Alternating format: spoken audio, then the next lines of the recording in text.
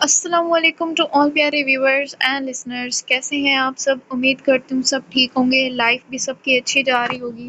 کس کس کے پاس بارش ہو رہی ہے؟ میرے پاس تو بھئی بہت زیادہ ہو رہی ہے، کبھی ہو رہی ہے کبھی نہیں ہو رہی ہے، اور جب ہوتی ہے تو مسلسل بس ہوتی ہی رہتی ہے۔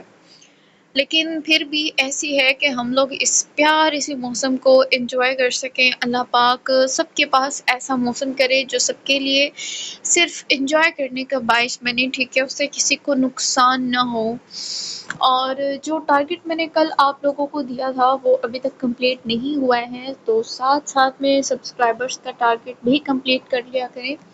اور میں نے آپ لوگوں کو کہا کہ میں ٹائم پہ ایپیسوڈ لکھتی ہوں، ٹائم پہ ایڈٹ کرتی ہوں، ٹائم پہ وائس اوور کرتی ہوں، لیکن آگے نیٹ پر ڈیپینڈ کرتا ہے۔ آج کل بارشوں کا سیزن ہے، آئی تھنک کہ اس وجہ سے ایسا ہو رہا ہے، یا پھر مجھے بتائیں کہ کس کس کے ساتھ ایسا ہو رہا ہے، کیونکہ صرف مجھے لگتا ہے یوٹیوب کے اندر یہ مسئلہ ہے، اور جو ایپیسوڈ ہے وہ بہت سلو اپلوڈ ہو رہی ہے۔ باقی جتنے بھی ایپ ہیں وہ بہت صحیح چل رہے ہیں، یا ایسا مجھے لگ رہا ہے آپ لوگوں کے ساتھ بھی ایسا ہے؟ پلیز مجھے بتائیں، کیونکہ مجھے ٹینشن ہو رہی ہے، یہ ہو کیا رہا ہے میرے ساتھ۔ اوکے، سٹارٹ کرتے ہیں آج کی ایپیسوڈ۔ وہ شوق کی سی کیفیت میں اسے دیکھ ہی رہے تھے جب زرتشم کے ہاتھ پر نظر پڑی، جس پر کپ کپاہٹ طاری تھی۔ وہ بری طرح سے کانپتی ہوئی نظریں ایک ہی چیز پر ٹکائے اس جانب اپنا ہاتھ بڑھانے کی کوشش کر رہی تھی۔ اسے یہ کرتے دیکھ ڈاکٹر برہان اپنی جگہ سے ہل نہیں سکے تھے۔ وہ شل ساکت بیٹھے اسے ہاتھ بڑھاتے ہوئے دیکھنے لگے۔ صرف ایک ہاتھ بڑھانے میں اسے پوری طاقت لگانی پڑ رہی تھی۔ اس کی آنکھوں سے گرم سیال بہتا چلا جا رہا تھا۔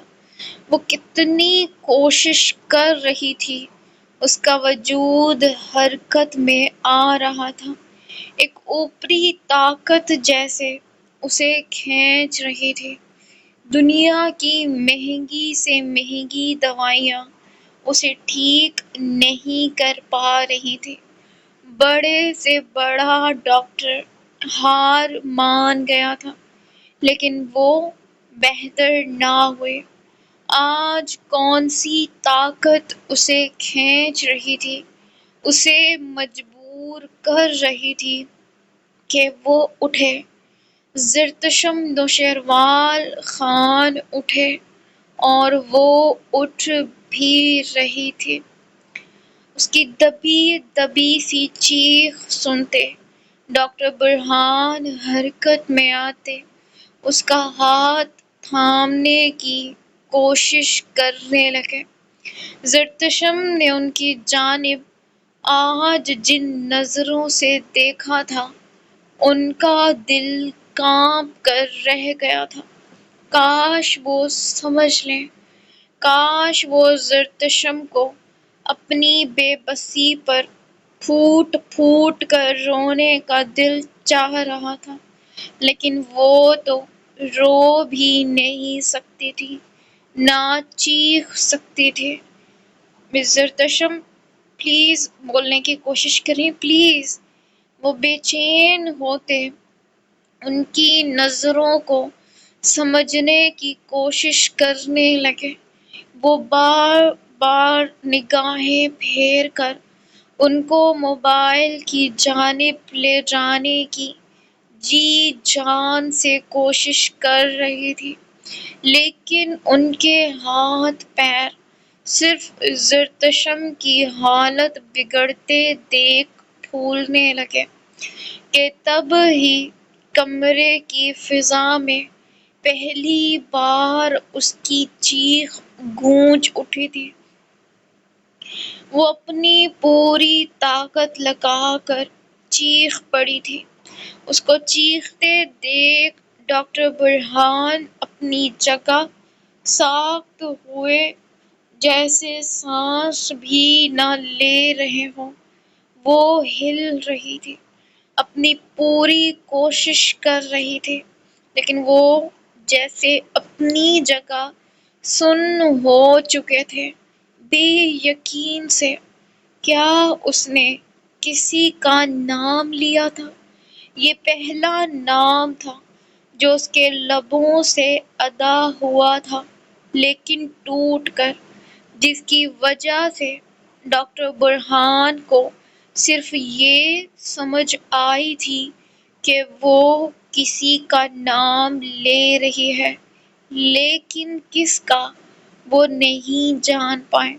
انہوں نے کھڑے ہوتے زرتشم کے دونوں ہاتھ پکڑ کر اس کا دھیان اپنی جانب کرنے کی کوشش کی، لیکن وہ بے قابو ہو رہی تھی۔ اس کی حالت بگڑ رہی تھی، سانسیں پھولنے لگی تھیں۔ پلیز مس زرتشم، پلیز سنبھالیں خود کو۔ اس کی حالت بری ہوتے دیکھ ڈاکٹر برہان ہمت کرتے اس کے پاس بیٹھ کر کچھ جھجکتے ہوئے اس کا سر اپنے سینے پر ٹکا گئے اور اس کا سر تھپکنے لگے۔ بس بس، مجھے بتائیں، کیا چاہیے آپ کو؟ بتائیں۔ وہ اسے بہلا کر بائیں جانب ہاتھ بڑھا کر انجیکشن بھرنے لگے، کیونکہ وہ اب بھی ان کے ہاتھ سے نکل رہی تھی۔ اس کی حالت زیادہ بگڑ جاتی تو معاملہ بگڑ سکتا تھا۔ اسے ذرا سا بہلاتے انہوں نے انجیکشن اس کے بازو میں پیوست کرتے دوا اس کے وجود میں اتار دی۔ ایک جانب وہ دوا اس کی رگوں میں دوڑ رہی تھی اور دوسری جانب وہ کسی کی محبت میں بے چین ہو رہی تھی، لیکن دوا شدت اختیار کرتی اسے بے بس کر گئی۔ وہ دھیمی پڑتی گئی، حرکت کم ہوتی گئی۔ زرتشم نوشہروال ایک بار پھر دب گئی۔ بس بس، کچھ نہیں ہوا۔ برہان اس کے پیچھے بیٹھے اس کی پیٹھ اپنے سینے سے لگائے پرسکون کرتے رہے۔ آخر میں وہ نیم بے ہوش ہوتی پوری ان کے سہارے پر آ گئی۔ ڈاکٹر برہان وہیں بیٹھے سوچتے رہ گئے، کیا تھا، کیا ہوا تھا اب؟ جیسے ایک طوفان سا آیا اور تباہی مچا کر چلا گیا۔ اب خاموشی تھی ہر طرف۔ یہ خاموشی اس طوفان سے زیادہ خطرناک تھی۔ انہوں نے اٹھ کر دھیرے سے زرتشم کو ٹھیک سے بیڈ پر لٹاتے اس کے اوپر کمفرٹر ڈالا۔ جب ان کا موبائل جو اسی کمفرٹر پر پڑا تھا دھڑام سے زمین پر آ گرا، اس کے گرتے ڈاکٹر برہان کی نظر اپنے موبائل پر پڑی۔ وہ جھک کر اسے اٹھانے کی کوشش کرنے لگے، لیکن اس کے سینے اور بازو پر بینڈیج اب تک تھا، جس کی وجہ سے وہ جھک کر اس موبائل کو ٹھیک سے اٹھا بھی نہیں پا رہے تھے۔ کتنی کوششوں کے بعد وہ زمین پر بیٹھنے میں کامیاب ہوئے تھے۔ فون اٹھاتے وہ جیسے ہی اٹھے، ان کی نظر اس جگہ پر پڑی جہاں سے موبائل گرا تھا۔ اس جگہ کو دیکھ وہ ایک دم سے ٹھٹک گئے۔ ان کی نظریں ٹرانس کی سی کیفیت میں سرایت کرتی زرتشم پر گئی۔ وہ جیسے اپنی جگہ پتھرا سے گئے تھے۔ کیا وہ اس موبائل کی جانب اشارہ کر رہی تھی۔ انہیں حیرت نے آن گھیرا تھا۔ وہ پریشان سے اپنے موبائل کو ہی دیکھتے رہے۔ جب اسکرین کھولتے ان کے سامنے وہی تصویر آئی، ذیحال خان آفندی کی۔ زرتشم کی چیخ ایک بار پھر ان کے کانوں میں گونجی، ذیحال، ذیحال۔ انہوں نے نام توڑ جوڑ کر اس نام کو دیکھا جو اس تصویر کے نیچے لکھا تھا۔ وہ ایک دم سے کندھے ڈھیلے چھوڑ کے اور اس بے بس لڑکی کو دیکھنے لگے جس نے کتنی کوشش کی ان کو اس موبائل تک لے جانے کی۔ کاش وہ سمجھ جاتے۔ انہوں نے فوراً سے کومل کو کال کی جسے وہ دوسری ہی رنگ پر اٹھا گئے۔ یہ کون ہے؟ کن کی تصویر بھیجی تھی آپ نے؟ وہ نہایت سنجیدگی سے پوچھ رہے تھے۔ یہ میرے شوہر کے بڑے بھائی ہیں۔ کیوں؟ کیا ہوا؟ وہ بھی حیران تھی لیکن جھوٹ موٹ کی۔ ان کا مس زرتشم سے کوئی تعلق ہے؟ وہ یہ سوال کرتے ہوئے پتہ نہیں سانس لے بھی رہے تھے یا نہیں، جبکہ ان کے سوال پر کومل ٹھٹک گئی تھی۔ کیا تیر نشانے پر لگا تھا؟ وہ بے ساختہ سوچنے لگی۔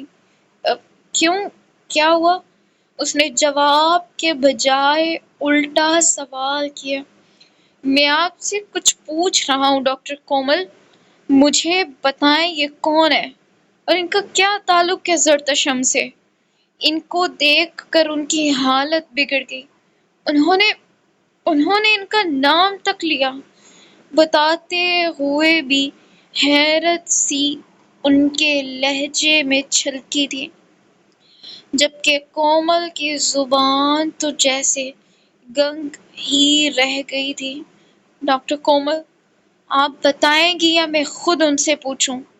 اس بات پر کومل ایک دم ہوش میں آتی سانس روک گئی۔ وہ پوچھیں گے؟ وہ سوچ رہی تھی۔ اس کا ذہن تیزی سے کام کر رہا تھا۔ پامیر کو ثبوت چاہیے تھے۔ وہ بنا ثبوت کے اپنے باپ کو دکھی نہیں کر سکتا تھا، اس کے جذبات کے ساتھ کھلواڑ نہیں کر سکتا تھا۔ لیکن کومل میر ایسا کوئی جذبہ نہیں رکھتی تھی کہ اگر ذیحال خان افندی کو دکھ پہنچے تو وہ اس کے بھائیوں جتنی ٹوٹ جائے۔ نہیں، وہ اتنا گہرا نہیں سوچ سکتی تھی۔ یہ کھیل اب یا تو آر ہونا تھا یا پار۔ کومل، اس کی جانب سے خاموشی بھانپتے ڈاکٹر برہان نے ایک بار پھر اسے پکارا۔ یہ آپ ان سے خود پوچھ لیں، کہتے وہ کال کٹ کر گئی، جبکہ دوسری جانب ڈاکٹر برہان ہیلو ہیلو کرتے رہ گئے۔ انہوں نے فون کی اسکرین دیکھی اور پھر زرتشم کو۔ اب میں کیسے ان سے پوچھوں؟ وہ پریشان سے کھڑے کوئی حل سوچنے لگے۔ ان کو اس شخص تک پہنچنا تھا، اب یہ کیسے؟ یہ وہ نہیں جانتے تھے۔ وہ اتنی بڑی شخصیت نہ تھے کہ ایک کال گھماتے اور وہاں اس شخص کا بائیو ڈیٹا نکل آتا۔ اگر وہ کر بھی لیتے تو مقابل کے بارے میں جاننا ذرا آسان نہ تھا۔ وہ اپنے کمرے میں یہاں وہاں چکر کاٹتا بے چین سا ہو رہا تھا۔ اب تو ٹانگیں بھی شل ہونے لگی تھیں۔ لیکن اس کی بے چینی تھی کہ مٹنے کا نام ہی نہیں لے رہی تھی۔ وہ کہاں جائے، کہاں چھپے؟ آج تو زحال بھی آفس نہیں گیا تھا، وہ بھی گھر تھا۔ سارا کام یاقوت اور پامیر دیکھ رہے تھے۔ مطلب اب اسے پاکستان جانا ہی جانا تھا، وہ بچ نہیں سکتا تھا۔ میں کیا کروں؟ میں کیسے خود کو بچاؤں؟ وہ گھبرایا ہوا سا لب دانتوں میں کچلتے سوچنے لگا، جب اس کی نظر اپنے کمرے کے دروازے پر پڑی، جہاں سے وہ چھوٹا فتنہ تھوڑا تھوڑا سا جھانک رہا تھا۔ تا 1 2 3 1 2 3 اندر۔ زامل دونوں اپنے ننھے ننھے سے بازو پھیلائے ایک دم سے آگے آتا انڈا کرتا چیخنے لگا۔ اسے دیکھ کر برلاس کو لگا جیسے آدھی سے زیادہ ٹینشن ختم ہو گئی ہو۔ میرا بیٹا، انڈا بعد میں کرنا، پہلے تا کو پیار کرو۔ آپ کے پیار کی شدید ضرورت ہے تا کو۔ وہ اسے گود میں اٹھا کر اس کے گال چومنے لگا۔ زامل کے پیچھے پیچھے زالے بھی آ گئے۔ تا ہو! اس نے بھی آتے دیوار کے پیچھے چھپ کر اپنے تا کو ڈرایا۔ برلاس اس سے ڈرنے کی ایکٹنگ کرتا کھلکھلا کر ہنس دیا اور اسے بھی اپنے دوسرے بازو پر اٹھائے پیار کرنے لگا۔ یہ بچے واقعی اس کی زندگی تھے۔ آپ دونوں کو پتہ ہے، بابا مجھے لے کر جا رہے ہیں اور تا کو نہیں جانا۔ بابا ان کو ہپ ہپ کر رہے ہیں۔ وہ دونوں کے ساتھ نہایت سنجیدگی سے بات کرتے ان کو بتانے لگا۔ وہ دونوں اس کو سنجیدگی سے دیکھ اپنے چہرے بھی ویسے ہی کر گئے۔ بابا ہپ ہپ تا، زالے کتنی معصومیت سے پوچھ رہی تھی۔ برلاس نے اثبات میں سر ہلایا۔ نہ! زامل روتے ہوئے اس کے چہرے پر اپنا ننھا سا ہاتھ رکھے پیچھے کرنے لگا، جیسے کہہ رہا ہو نہیں، اس کے بابا نہیں مار سکتے۔ بابا ہپ ہپ نہ! وہ بتا رہا تھا، اسے یقین تھا اپنے باپ پر، کیسے نہ ہوتا؟ اس نے کبھی زامل کو ہپ نہیں کیا تھا، نہ زالے کو۔ تا آپ سے جھوٹ بولیں گے؟ بس اب تا آپ سے خوش ہیں؟ برلاس کی ناراضگی دیکھ زامل اور رونے لگا کہ وہ ناراض کیوں ہو رہا ہے زامل سے۔ تا وہ چیخ کر اسے منانے لگا۔ تو آپ بابا سے کہو تا کو ہپ نہ کریں۔ اس کی بات سن کر زامل جیسے سوچ میں پڑ گیا اور پھر ایک نہج پر پہنچتے وہ برلاس کی گود سے نیچے اترنے کی تگدو کرنے لگا۔ برلاس کے چہرے پر ایک دم سے مسکراہٹ آ گئی۔ اس نے زامل کو نیچے چھوڑا۔ وہ جھٹ سے اپنے گھٹنوں والی 200 کی سپیڈ سے کمرے سے باہر نکلا اور رخ اپنے کمرے کا کر لیا جو اوپر تھا۔ اب اسے سیڑھیاں چڑھنی تھیں جو وہ خود سے چڑھنے کی کوشش کرنے لگا، جب پیچھے سے کومل عبد الباری کو لان میں گھما کر اندر لا رہی تھی۔ اس کی نظر جیسے ہی زامل پر پڑی جو 4 سیڑھیاں چڑھ چکا تھا، دل اچھل کر حلق میں آ گیا۔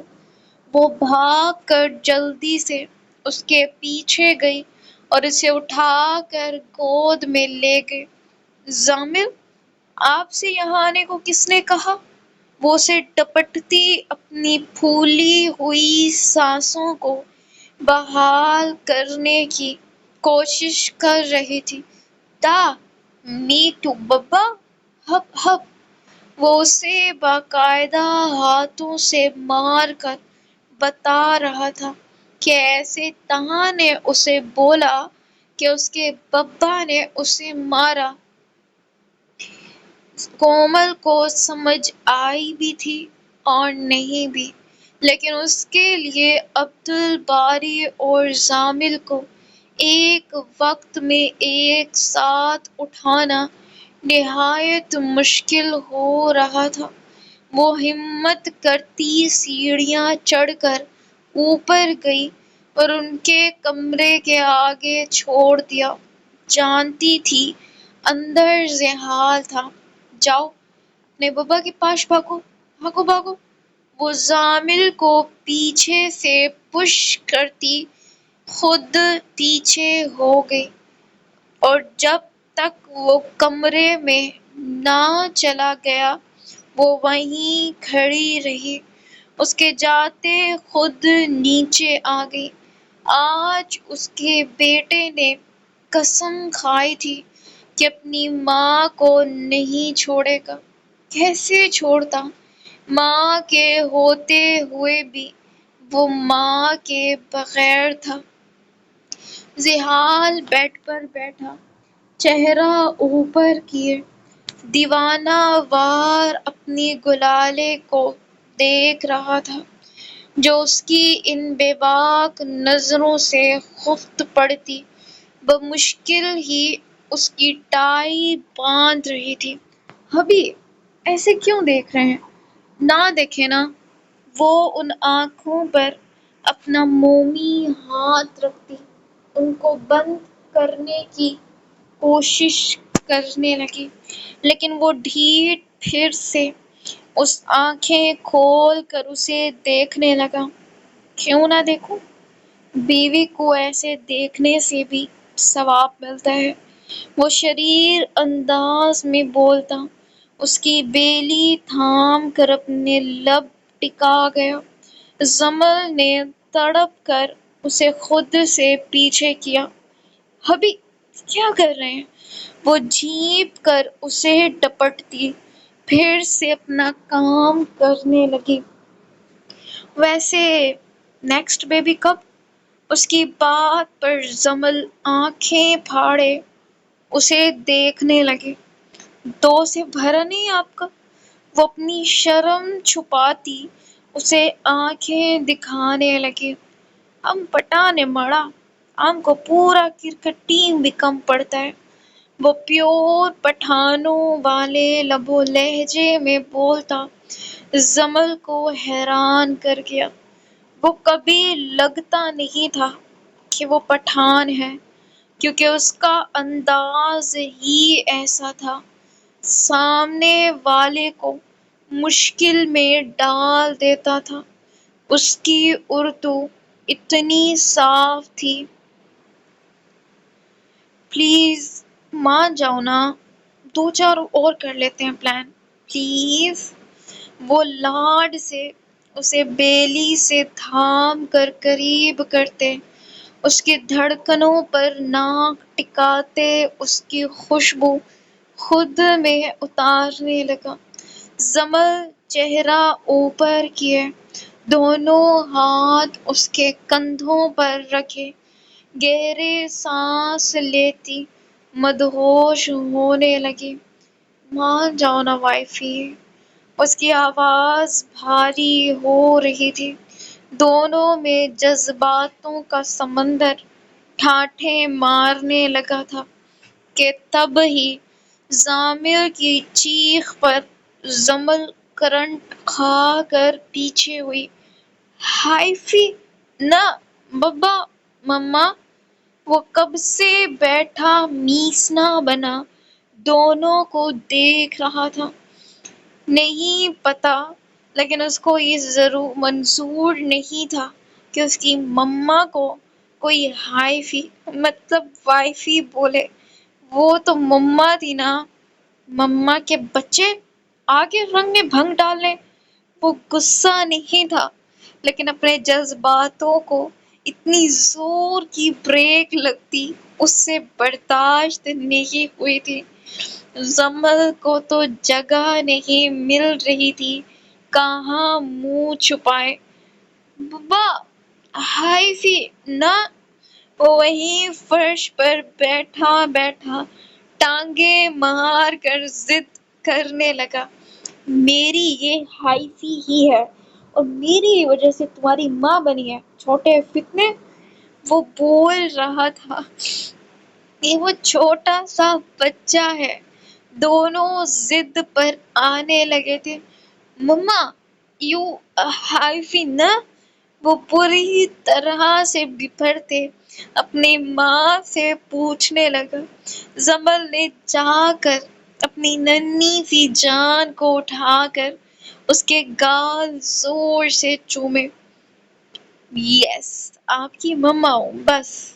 وہ اپنے بیٹے کا جنون دیکھ خوشی سے پاگل ہو رہی تھی، لیکن اس کی بات سنتے زحال اٹھ کر فوراً سے ان کے پاس آ گیا۔ اور میری وائفی؟ وہ جیلس ہو کر پوچھ رہا تھا۔ اپنے بیٹے سے جیلسی؟ زمل کی بے اختیار ہنسی چھوٹ گئی۔ ابھی وہ بچہ ہے، اسے پیار سے سمجھاتی زامل کو دیکھنے لگی۔ غلطی سے، ورنہ کام اس کے ابھی سے بڑے والے ہیں۔ ادھر آؤ، تم کیا کہہ رہے تھے؟ زامل کو گود میں لیتے اس نے ہوا میں بلند کر دیا۔ زامل اتنے میں ہی کھلکھلا کر ہنسنے لگا۔ وہ بھول گیا تھا کہ وہ یہاں کیوں آیا ہے، اسے بس اس کا باپ مل گیا تھا۔ زالے کہاں ہے؟ زحال زامل کو اکیلے دیکھ زالے کو ڈھونڈنے لگا۔ آپ کی شہزادی کا کچھ پتہ نہیں چلتا، سارا دن گھر کے کونوں میں چھپی اپنے ٹوائز سجاتی رہتی ہے، کوئی ڈسٹرب کر دے تو رونے لگتی ہے۔ وہ بتاتے ہوئے ساتھ بیڈ شیٹ صحیح کرنے لگی۔ زحال مسکرا کر زالے کے پیچھے کمرے سے نکل گیا۔ دونوں باپ بیٹا اسے ڈھونڈنے لگے۔ جب زمل کے کہے مطابق وہ ایک پلر کے پاس بیٹھی ہاتھ میں لی ہوئی گڑیا کو کبھی منہ میں لے رہی تھی، کبھی اس کے پیروں پر کھڑا کرنے کی کوشش کر رہی تھی۔ زالے تات! زحال نے دھیرے سے پلر کے پیچھے سے نکل کر اسے تات کیا۔ اگر ایک دم سے کرتا تو وہ ڈر کر رونے لگتی۔ زامل کے مقابلے میں وہ ڈرپوک تھی۔ وہ کھلکھلا کر اپنے باپ کو دیکھنے لگی۔ زحال نے جھک کر اسے بھی اٹھا لیا۔ وہ دونوں اپنے باپ کو پا کر خوشی سے پھول رہے تھے۔ وہ کتنی ہی دیر دونوں کے ساتھ کھیلتا رہا، جب اس کے موبائل پر نوٹیفیکیشن آیا۔ فلائٹ کا ٹائم۔ وہ دونوں بچوں کو بٹھا کر خود کھڑا ہوتے زمل کو آواز دینے لگا۔ وہ کام کر کر نیچے آ گئی۔ پکڑو ان کو، میری فلائٹ کا ٹائم ہو گیا۔ وہ اس کے ہاتھ سے کوٹ لے کر پہن رہا تھا۔ دونوں نمونوں کو پتہ تھا ایسا کرنے کے بعد ان کے پپا باہر جاتے ہیں، پھر کیا؟ دونوں کا ریڈیو آن ہو گیا۔ برلاس زحال ان کو چپ کرواتے برلاس کو آواز دینے لگا، حبیب، آپ لے آئیں گے نا عراقی کو؟ وہ بچوں کے پاس بیٹھتی پریشان کن لہجے میں پوچھنے لگی، تم چاہتی ہو میں لے آؤں اسے؟ وہ پیار سے اس سے پوچھ رہا تھا۔ جمل نے سر دھیرے سے اثبات میں ہلایا، تو سمجھو وہ آ گئی۔ یہ جواب جمل کو ہر طرح سے مطمئن کر گیا تھا۔ وہ مسکرا دی۔ اس کی یہی مسکراہٹ زحال کی طاقت تھی۔ وہ جھک کر اس کا ماتھا چوم کر پیچھے ہوا اور باری باری اپنی ننھی جانوں کو پیار کرنے لگا۔ بابا آپ دونوں کے لیے ڈھیر سارے ٹوائز لے کر آئیں گے، اوکے؟ وہ بہلا کر اپنی جان بخشی کروا رہا تھا، لیکن وہ دونوں چیختے ہوئے رونے لگے تھے کہ انہیں ساتھ لے کر جاؤ۔ اتنے میں برلاس بھی منہ لٹکائے آ گیا۔ وہ پوری طرح سے بے بس تھا اور بے چین لگ رہا تھا، جیسے کوئی اسے روک دے۔ چلو آدھا گھنٹہ ہے۔ حبیب میں بھی چلوں؟ بابا سے مل لوں گی، کتنا ٹائم ہو گیا ان سے ملے۔ اسے اپنے باپ کی یاد آتی دل جیسے بھاری ہونے لگا تھا۔ زحال اس کے قریب آتے اسے ذرا سا اپنے ساتھ لگا گیا۔ میں مل آؤں گا تمہارے نام کا ان سے، ڈونٹ وری۔ وہ بالکل مطمئن تھا۔ جمل جانتی تھی پہلے سے ہی کہ اب وہ اسے وہاں نہیں جانے دے گا، چاہے اس نے فرح کو معاف کر دیا ہو، لیکن وہ اس کا کیا کبھی نہیں بھول سکتا تھا۔ وہ برلاس کے ساتھ گھر سے نکل گیا تھا۔ پیچھے جمل دونوں بچوں کو چپ کرواتی کھیل میں لگا گئی۔ وہ خوش تھی بہت زیادہ، کیونکہ اس کی بہن آنے والی تھی۔ پاکستان کی فضاؤں میں آج بھی وہی سکونت چھائی تھی، آج بھی وہی خوشبو تھی، اگر کوئی محسوس کرتا تو۔ لیکن وہ تو یہاں رہنے کی عادی تھی، جب سے آنکھ کھولی تھی تب سے اسی فضا میں پلی بڑھی تھی۔ وہ کیسے اس فضا میں پہلے سکون کو نہ پہچانتی۔ وہ صبح سے کوئی چھٹی ڈش تیار کر رہی تھی۔ اتنا کھانا بنا کر بھی اسے نہیں پتا تھا کہ یہ سب کس کے لیے بن رہا ہے۔ راحم صاحب اسے مارکیٹ سے سامان لا لا کر دے رہے تھے اور ندرت بیگم دھیرے دھیرے ہمت کرتی گھر کی صفائی کر رہی تھی، لیکن ان کو خود کچھ سمجھ نہیں آ رہی تھی کہ کون آنے والا ہے جس کے لیے راحم صاحب اتنی تیاریاں کروا رہے ہیں۔ امی، بابا سے پوچھیں تو صحیح، آ کون رہا ہے؟ میرے ہاتھ ٹوٹ گئے۔ وہ بواقعی رو دینے کو تھی۔ مجھے بھی نہیں بتایا، آئے تو پوچھوں، ایسا بھی کون سا مہمان آ رہا ہے جو وہ اتنی تیاریاں کروا رہے۔ وہ بول ہی رہی تھی جب راحم صاحب اتنا سارا فروٹس لیے گھر میں داخل ہوئے۔ سانس پھولی ہوئی تھی۔ ان کو دیکھ عائرہ بھاگتی ہوئی ان کے پاس آئی اور ان کے ہاتھوں سے تھیلی پکڑ گئی۔ بابا آپ کیا کر رہے ہیں؟ تھوڑا تو اپنا خیال کریں۔ وہ ان پر ناراض ہوتی فروٹس لیے کچن میں چلی گئی اور ان کے لیے پانی کا گلاس لے آئی۔ آپ بتائیں گے کون آ رہا ہے؟ اتنی تیاریاں کس کے لیے ہیں؟ ندرت بیگم ان کے بیٹھتے سانس سنبھلتے استفساریہ پوچھنے لگی۔ انہوں نے گہری سانسیں لیتے پانی پیا۔ آئرہ کے رشتے والے آ رہے ہیں۔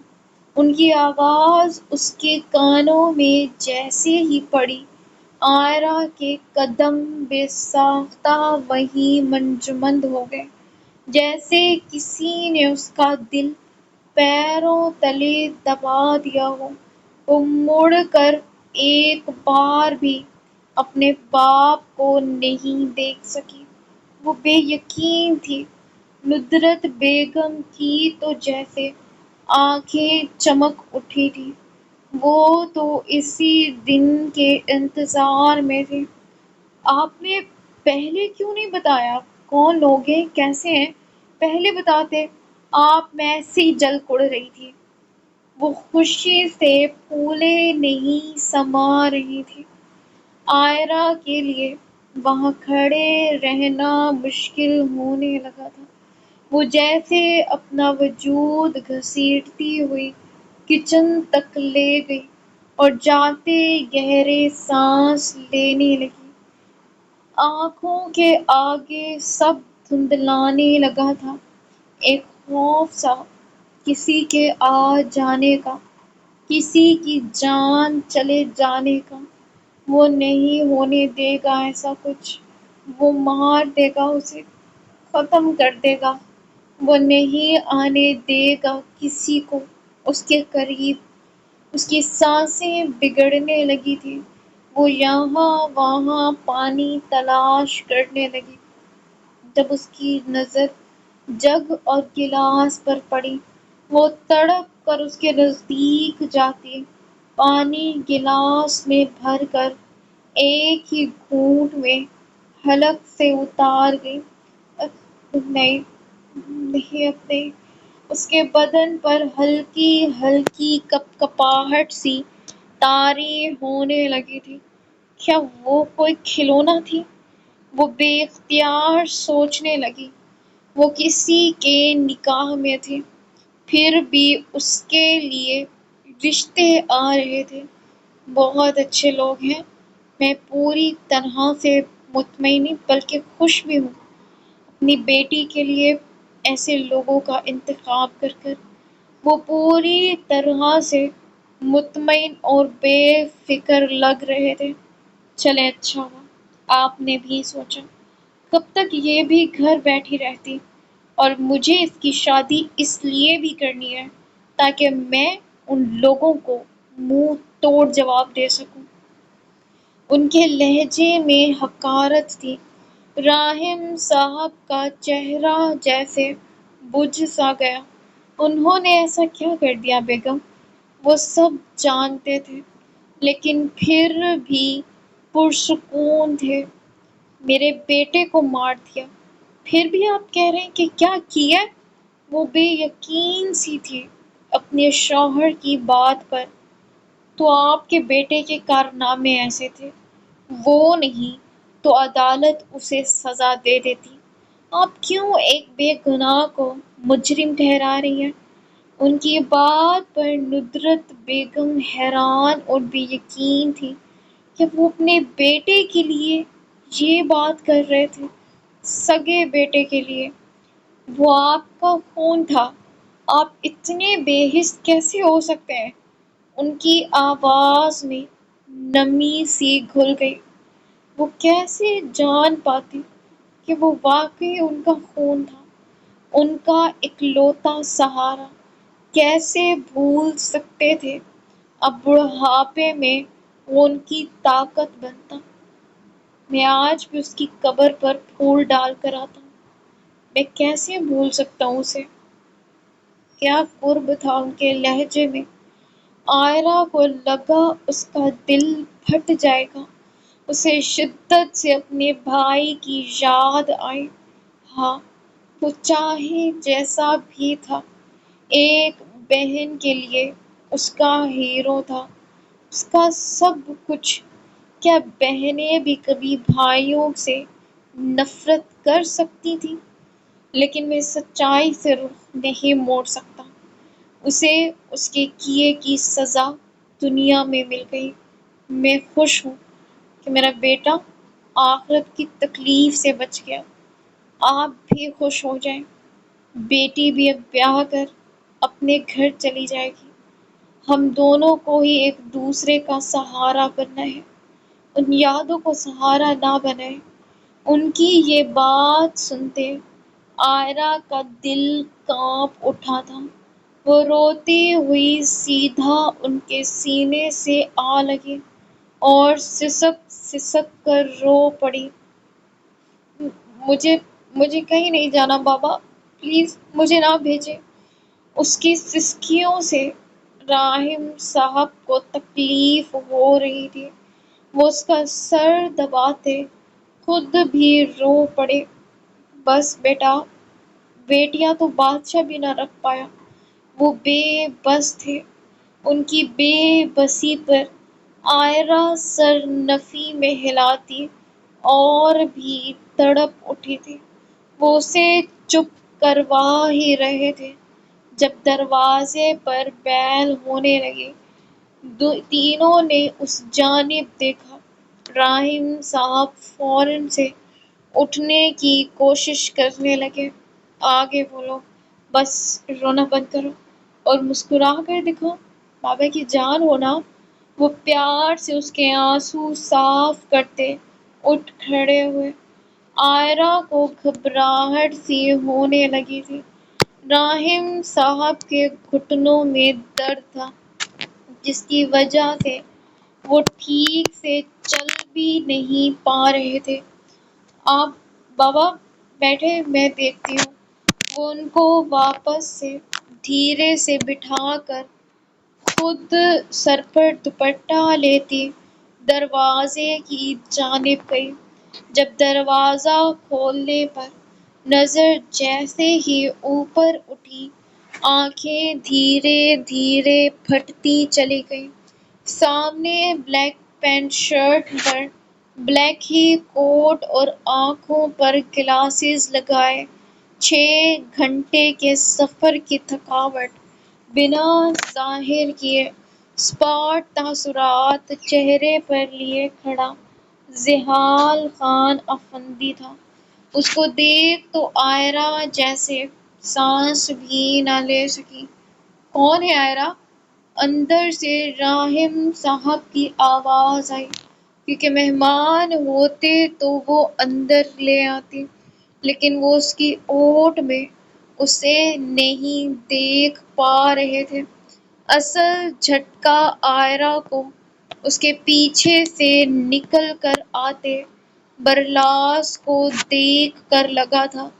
نظر بنا اس کی جانب دیکھے، نظریں چرائے وہ اس جگہ کو ایسے دیکھ رہا تھا جیسے پہلی بار اس جگہ آیا ہو۔